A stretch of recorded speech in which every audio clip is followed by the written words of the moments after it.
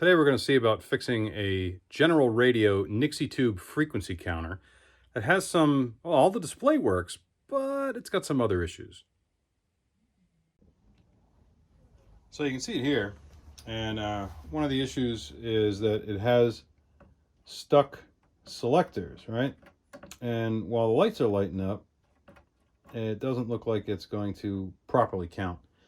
And then the other issue is that while we're feeding it a signal, I can't seem to get it to start and stop on the count. If I can get it to kind of count, but I would like it to actually count. So what I'm going to try to do here is try and make it work. But to do that, we're going to have to take it apart. You can see on the back it's got a number of switches and inputs and outputs. You can set the external time base if you want to, right? Normally it's just 1 megahertz, so there must be a clock inside. You can set the storage on or off. Right now, off is in. So the last thing here is the data output. This switch is absolutely frozen. It is not moving at all. You can see there's an input there and start and stop switches, so that's something that could be added. Also, this is interesting. Get that off of there. You can see that the power cord is just a plain old US standard adapter, so it just goes into the end of this extension cord and off we go. You can see on the bottom, it's got this nice adjustable foot, so you can, sit it on the bench and it will sit nicely. And then it's also got a frequency adjust hole back there. We may or may not need to use that. I think it's just these 2 screws here. So we'll take them out and see if the whole unit slides out.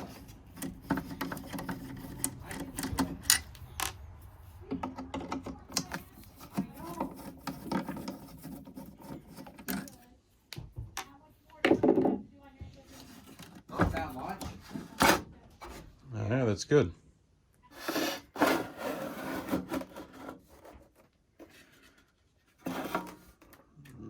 Okay, we can kind of see some of the parts in there. And some of the really dead O-rings on the side. Looking in, we can see a number of components. We've got a clock over there, which you would assume. So we've got the crystal that's going to generate a constant frequency.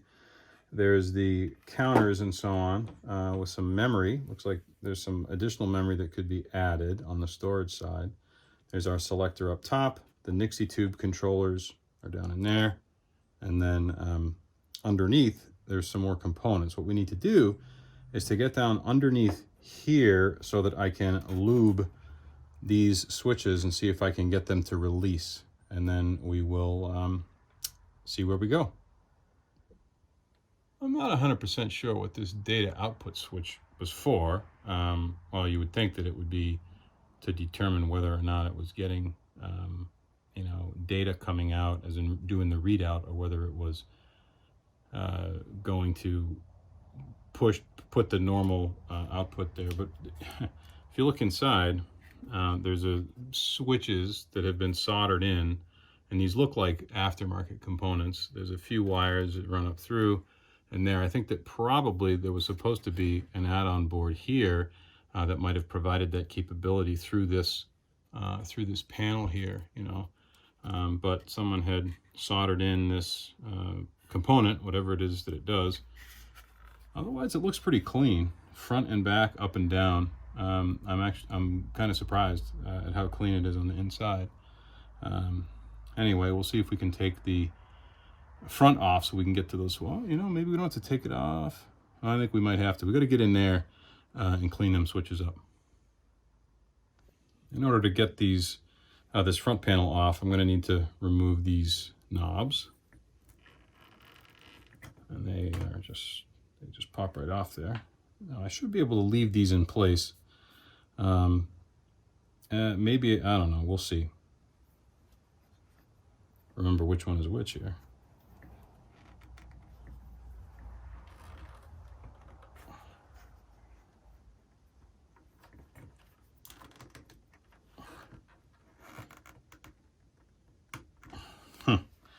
It's going to be harder than I thought. I don't want to break anything. See if we can get this front panel off without taking that off.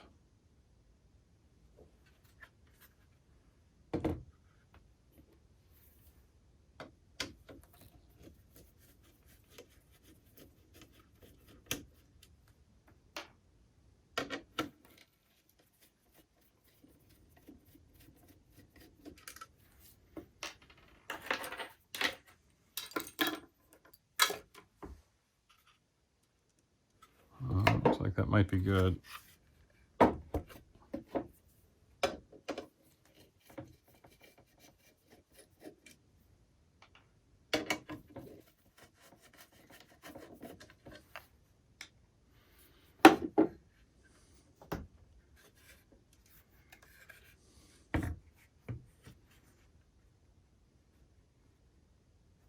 Yeah. So you can see where it's loose there, right? Which is good, but I am going to have to get those off of there and see what we can do underneath.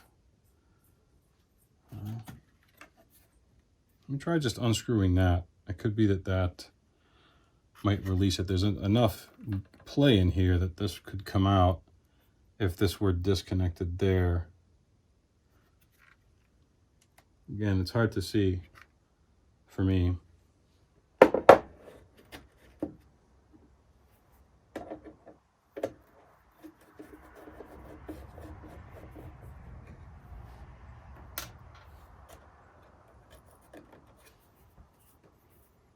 Oh, that's just a shield. Does not seem to be relevant. Well, I guess we're just going to have to try and get the board out from the top and from the bottom. This is, we'll see about this board here. We'll have to remove this, I think. It's unclear if that is held on there by that, but we'll have to remove that and see what's underneath.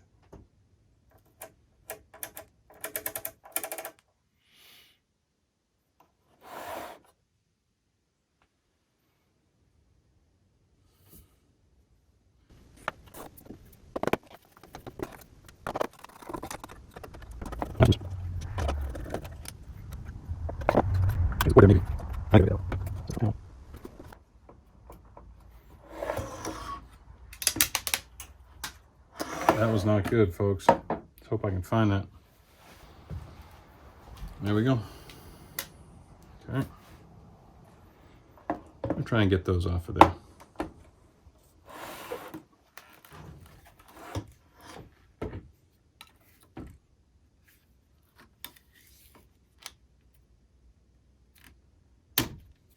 Well, there's one. Oh yeah, look at that, huh?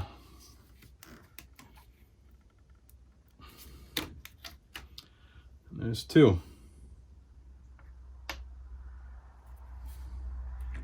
Looking good. That'll be easy to figure out where they go. Okay. And it looks like we have to take at least that off in order to be able to remove that.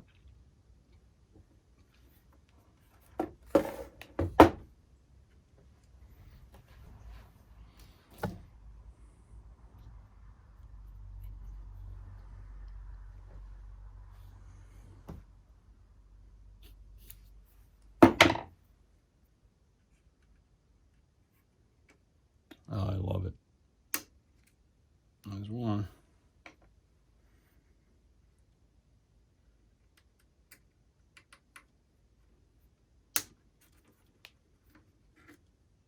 And there's two. So the hard thing, of course, is going to be getting them back where they were. We will have to futz with that to see if we can get it in the right place. Next is going to be to remove that right there.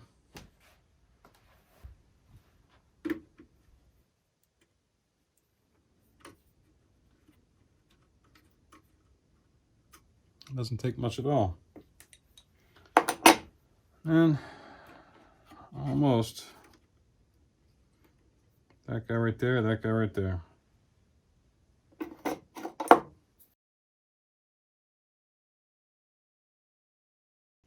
All right.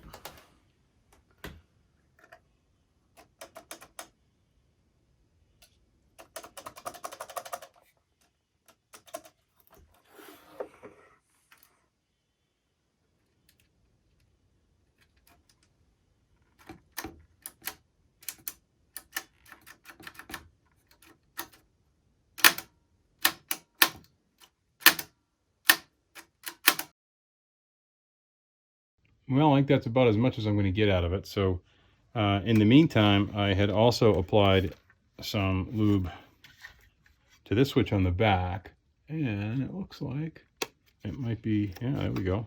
So it's moving too. Whatever it's supposed to do, I know it seems to be nice and clean. We'll figure it out. And now time to put it all back together. So I've got to figure out how to set this knob back on there because there's no flat spot on the dial and uses a set screw, which is fine. We can take care of that. But this one conveniently has a knob on there, has a slot so you can kind of see where it goes in its complete travel. So it starts there and works its way around to there. So the midpoint, you would think, would be about right there. That seems to be the midpoint, right? Because if you turn it, it gets you to nearly flat. So we'll go back here. Set it that down there, remember where that is. Spin it all the way around to there. That's cool. So now what we want to do is try to set it in the middle so that we can get the get that trigger level middle about right. Now this isn't all that precise, but based on the offset, that right there is about where we want to go.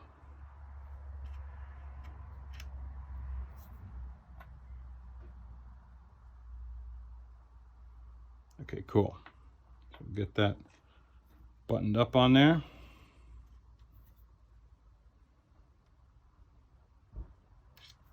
Go this way.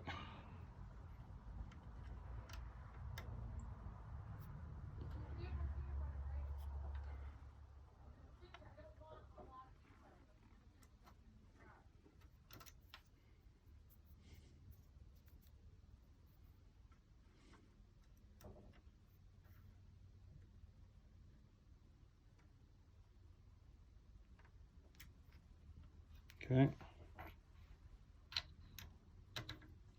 There we go. Looks pretty good. Kind of goes the full gamut. Close enough, right? I think I could probably move a little bit more that way. Close enough for former government work. Okay. Now we got to do that one there. Now this guy snaps. So it only has 3 positions, right? So what we got to do is put this on there and then we'll move it as necessary.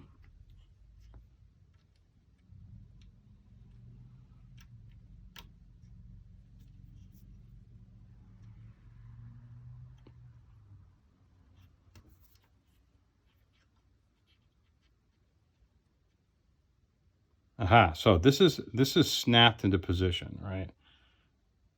And it has a stop point and comes around. So what we're going to do is we're going to knob it around here and then get it lined up with that right there because that's hold. And we'll go like that, line it right up there.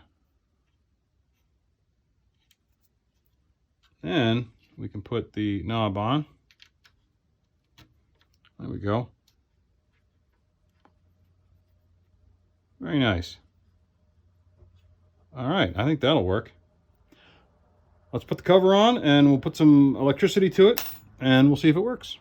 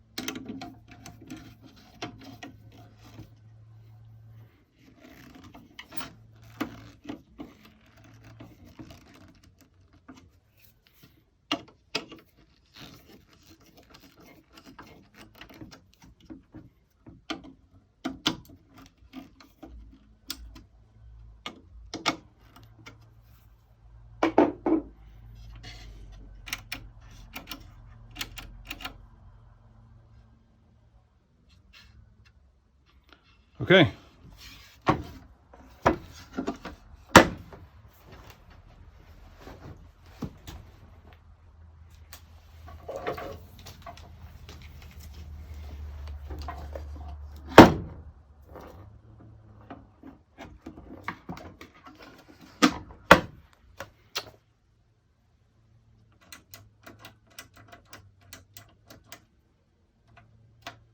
we go.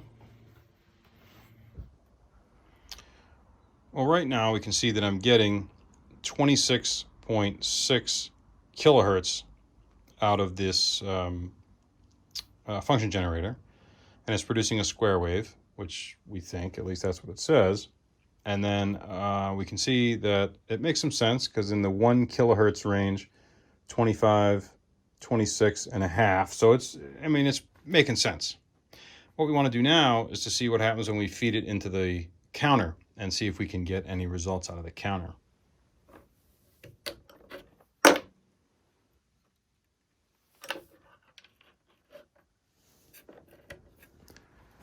And look at that, 26.62 kilohertz.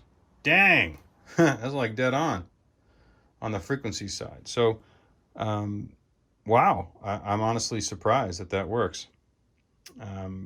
I can make some adjustments over here, see if this goes to 30 or so, right up to 30, dead on. We can back it off to 15. There it is, 15. So that's kilohertz. How about if we go a little bit faster? So now we're getting up a little bit high. So if we shrink it, okay, so according to that, it should be about 15 megahertz. Could be. Maybe it's 0.15 megahertz. I think that's where we are, 0.15 megahertz on the frequency. And that would make some sense. Okay. Go this way. 151. Of course, that dot never moves. So I'm not entirely sure what that dot means at this point. It's okay, whatever. I mean, it's in the zone. We can certainly figure it out. So we can also count with it, which is kind of cool. So if I enable the count button, what it will do is it will start counting events. We'll reset it and then stop. So it counted a lot of events, but you can see it hit the spill. So it counted more than the memory could hold at that time. So that was the reason why it went over. But if we slowed down the counter, let's say to 10 in the 10 events, so like 15 events per second, we should be able to start counting here. We'll reset, right? 35 events, 3.5 seconds, somewhere around there, right? So I go back to 10 events per second. Actually, that would be more than that. This should be 10 events per second. Okay, 1, 2, 3. Right, there we go. About 34 events. Wow, also works. So we can boost this up. Now it should be producing about 100 events per second. We'll reset it.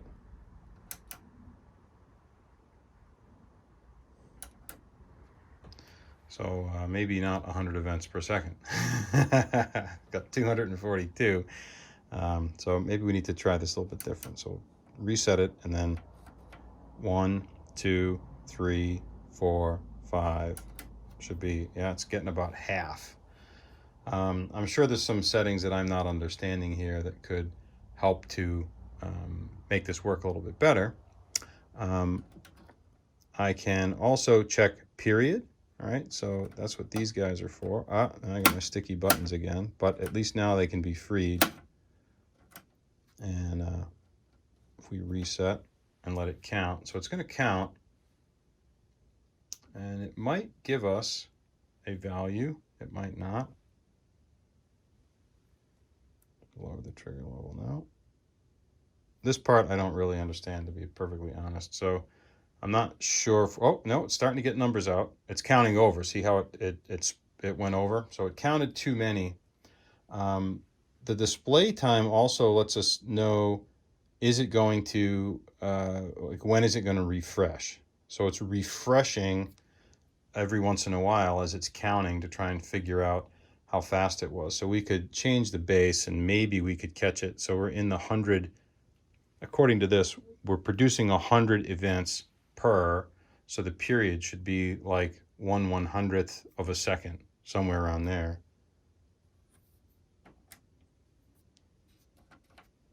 change that. See what it produces now. So down here, it says nanoseconds is what the dial says. It's counting nanoseconds. How many nanosecond events, I guess. We can go up to here, and that is in microseconds. That's milliseconds. But again, I'm not sure where the decimal sits. I think it's there. Now it's overcounting. Well, we know it works on frequency, and I don't quite understand how the rest of this works, so I'd have to go and find me a manual. But not too bad. Thing seems to be functioning, which is cool. Which is better than it was when we started.